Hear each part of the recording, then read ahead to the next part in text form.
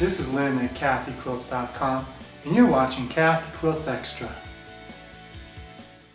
This is an encoder for the Grace SureStitch, and I'm going to show you how to take this, and if you notice it has a grooved wheel and that bolt coming out, but the start right frame actually has a flat wheel, and so you have to replace this grooved wheel and use the original wheel that goes on there.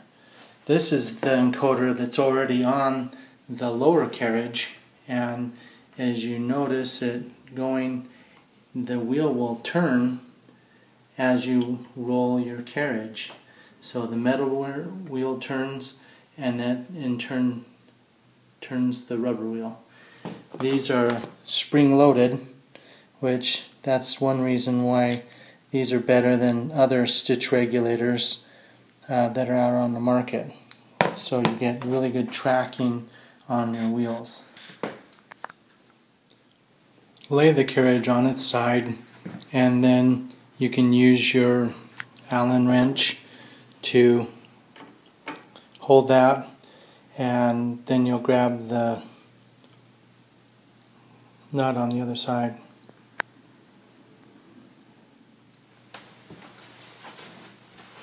So take your Allen wrench and put it in there, and then on the other side, usually you'll need to use a wrench, but this one wasn't that tight, and so I was able to just take it off. But take this out of there, and then take out that screw. If you notice, there's a kind of a washer on this side. So I've disassembled this, and this goes in here. There's these little wider parts, so that will go in there, and then that slides up and down like this, and then there's a spring that keeps it all in place. So get that spring, put it on there, and then without having the wheel on, compress this spring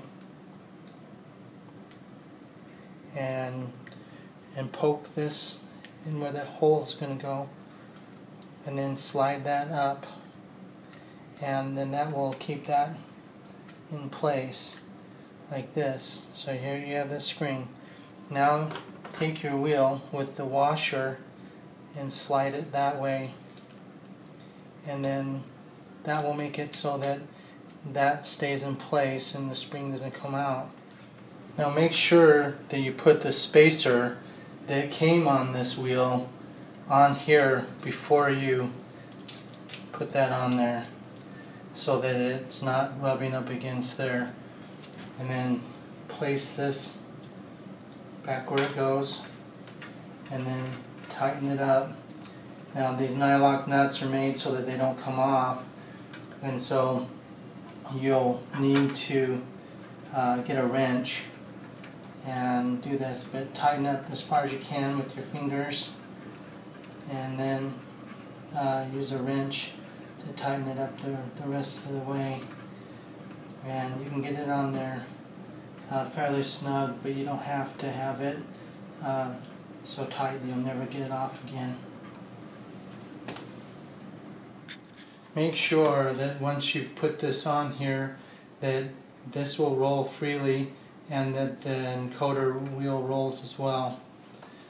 And replace your carriage back where it goes, and then this will be out of the way, and it's also out of the way of this little clamp, so you can move that back and forth and it's not going to get in the way. Once you have your Juki on there, you'll need to make sure that you plug in the power supply for your SureStitch and the power for your Juki, and then this plugs into here, and when you plug that in, then there's some lights that will come on this little control center. And the last thing you need to do is plug in the cord to to your Juki. So that goes in like that. And this is the place where the foot pedal normally would be. And so you can just have this rest here if you want, or there's some double stick tape, you can actually anchor it wherever you'd like, but it's not really going anywhere, so I just leave it there. Now to put the rail back on, you just get this, and obviously the take-up rail has to go inside the arm of your Juki. So you just take it like that, and remember to find this little keyed part, and then that just goes right in the end, and then you turn it a little bit, set that down there, and then rotate it until that sits there. And again, this part right here, if this is sticking up, there's a little flange that I showed earlier. If that's sticking up, then it's not going to go in, so that has to be facing down. Get your end cap, and then you just slide it back on where it goes.